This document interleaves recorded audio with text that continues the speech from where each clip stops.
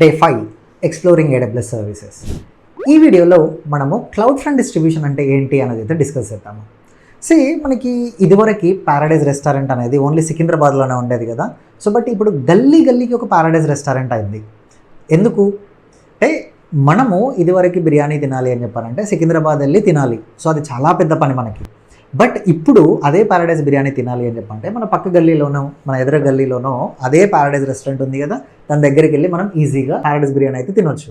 దీన్నే టెక్నికల్గా మనం కాంటెంట్ డెలివరీ నెట్వర్క్ అని అంటాము. ఈ కాంటెంట్ డెలివరీ నెట్వర్క్లో ఏంటి అని చెప్పానంటే డేటా, కస్టమర్ యాక్సెస్ చేసే డేటాని మనం ఎండ్ కస్టమర్కి చాలా దగ్గరలో near to end customer data place చేస్తాము. అప్పుడు ఆ కస్టమర్ డేటా యాక్సెస్ కోసము యాక్చువల్ ఆరిజిన్కి వెళ్ళాల్సిన అవసరం లేదు. అంటే ఫర్ ఎగ్జాంపుల్ ఇప్పుడు నెట్ఫ్లిక్స్ ఉంది. నెట్ఫ్లిక్స్ సర్వర్ వచ్చేసి ఎక్కడో యూఎస్లో హోస్ట్ అయింది అనుకుందాము. ఇప్పుడు నేను ఒక నెట్ఫ్లిక్స్లో మూవీ చూద్దాము అని చెప్పానంటే నేను వీడియో ప్లే చేస్తే నా రిక్వెస్ట్ అనేది యూఎస్కి వెళ్ళి యూఎస్ నుంచి నాకు రెస్పాన్స్ రావాలి. అంటే లేటెన్సీ పెరుగుతూ ఉంటుంది రిక్వెస్ట్ వచ్చే ప్రాసెస్లో.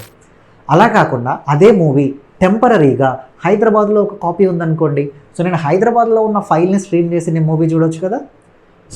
అలా మనకి అప్లికేషన్కి కావాల్సిన స్టాటిక్ డేటా మొత్తము, అంటే S3లో ఉన్న డేటా మొత్తము మనము ఎండ్ కస్టమర్కి దగ్గరలో ఉన్న ఎడ్జ్ లొకేషన్లో స్టోర్ చేసి, అంటే మనకి ఆల్మోస్ట్ ఒక 700+ ఎడ్జ్ లొకేషన్స్ ఉన్నాయి అక్రాస్ ది గ్లోబ్.